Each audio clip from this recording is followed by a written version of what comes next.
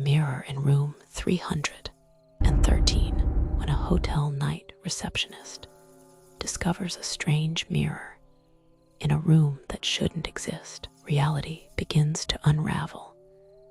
Some reflections should never be seen.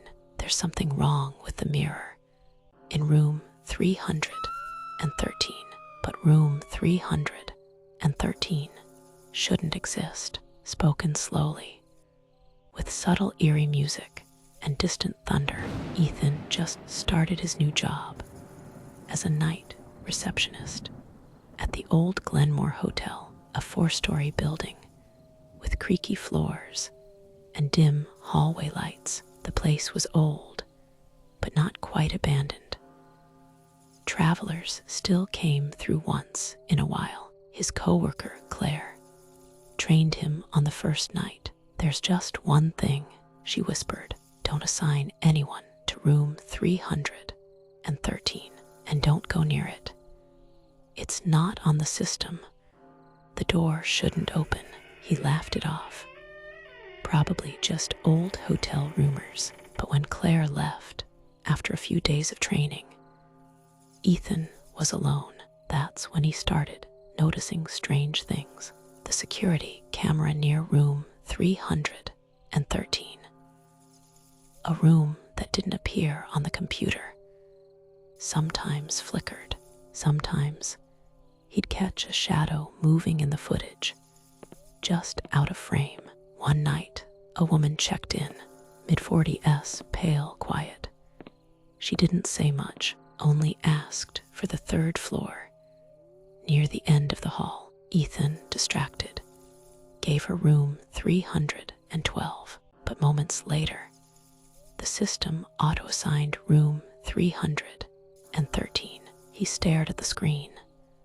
That room shouldn't be active. He rushed to the hallway. The woman was already there, standing silently by room 313's door, which was now open. She turned her head and smiled slightly. "Thank you," she said, and walked inside. When Ethan checked later, the room was locked. The system showed it as empty. He knocked, no answer. He tried the master key. Didn't work, no such room. But on the footage, sometimes, he saw her, standing by the mirror inside, just staring. On the 5th night, Ethan got curious. He waited until after midnight, then went up to the 3rd floor. Room 313 was there, but the door had no number. Still, it creaked open when he pushed.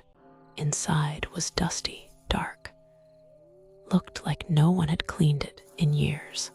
But in the middle of the far wall hung a massive antique mirror. The frame was blackened with age, carved with symbols he didn't recognize. He approached. His reflection was delayed. When he waved his hand, it didn't wave back. Then it smiled. He didn't. Suddenly, the door slammed shut. Lights went out.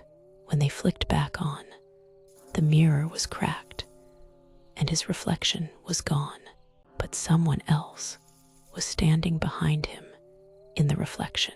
He turned around. No one was there. Terrified, Ethan researched the hotel. He found an old article. In 1953, a man had killed 3 guests in room 313 before hanging himself in front of the mirror.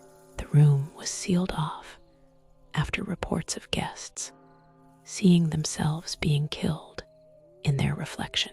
Eventually, room 313 was removed from renovation plans, but the mirror remained anchored to the wall, unable to be moved.